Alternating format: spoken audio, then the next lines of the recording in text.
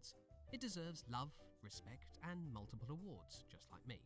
Most of all, it deserves to be treated with care. Only joking. Get it, mobbos.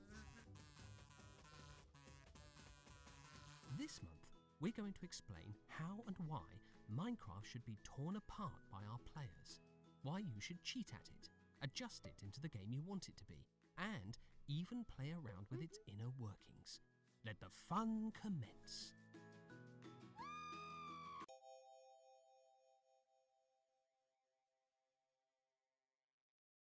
In the early days of video games, cheating used to be the broken law of the land.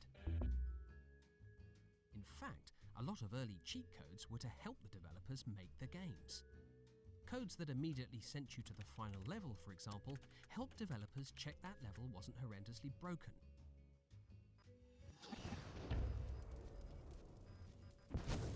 Sometimes cheat codes were also a handy way of getting more publicity for your game.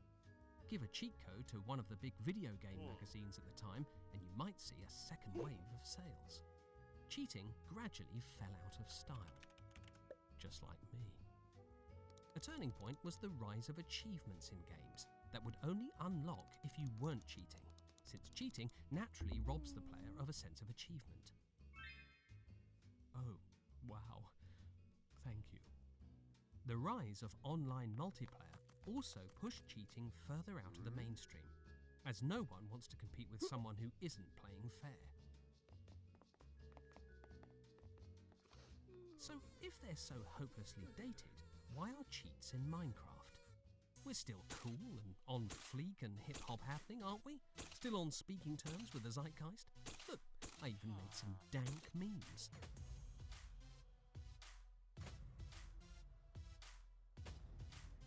I only broke 5 hips making these. Minecraft isn't just a series of challenges to be completed. It's also a creativity tool. That's why we have Creative Mode, where you can cheat to your heart's content, and Survival Mode, where you can suffer to your heart's content.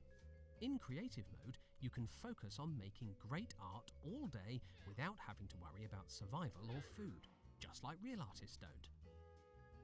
It lets Minecraft players break the rules of our game so they can enjoy what matters to them most. After all, the Sistine Chapel probably wouldn't have been better if Michelangelo had been too busy fighting creepers instead of focusing on his fancy ceiling doodles.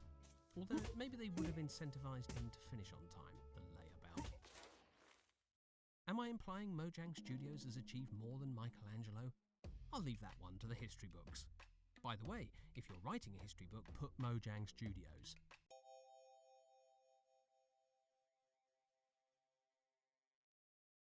To cheat your way to true happiness in Minecraft, you'll have to learn some slash commands. We didn't just pick the slash because we thought it was the key that looked the coolest, because if we'd done that, we would have picked the 7 key with the ampersand on it.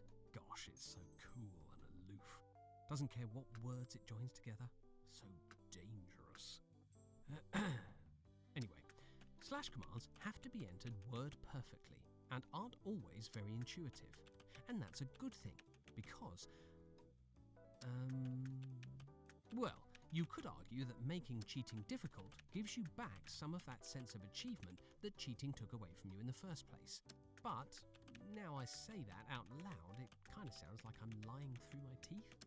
And trust me, I know that sounds very well. One advantage the slash key does have is its history in computing.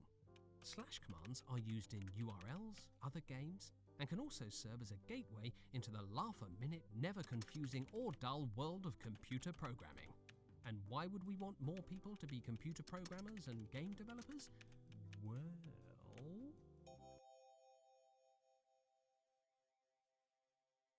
Has Ian's really signed off on this one? We're just not going to show him the episode. Yeah, good call. Remember when I said we want you to break Minecraft open? Well, for once, I wasn't lying.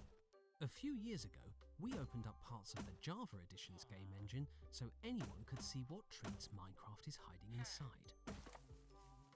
Oh, well, nice to know that I'm not the only one who's mysteriously full of bees.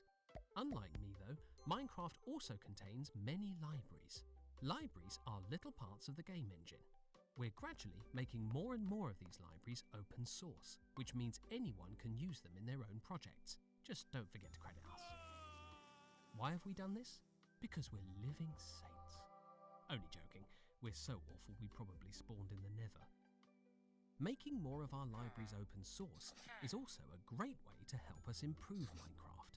By modifying bits of a library and contributing that code to us, you can potentially improve Minecraft in ways that we never got around to because we were too busy making those stupid memes from step 1. I mean, prioritizing other parts of the game. This library is Brigadier, the command engine Minecraft uses. It breaks up commands into their different pieces, which lets us do cool things like color code them. Another library we've opened up helps us fix and update old game data.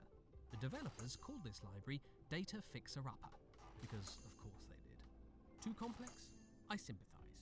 In fact, people have accused me of crying whenever I try it myself, and crying in almost every episode of this show. Which obviously isn't true because we don't have emotions in Britain. If you're looking for something more entry-level, Minecraft Education Edition has coding tutorials. If you're not familiar with Education Edition, it's a version of Minecraft that teaches you things, as an apology for the core version of Minecraft, which teaches you that it's a good idea to punch trees. Game development is always going to be complicated and messy, but we hope that opening up the game's libraries can act as a crucial step to making it more accessible and appealing to everyone.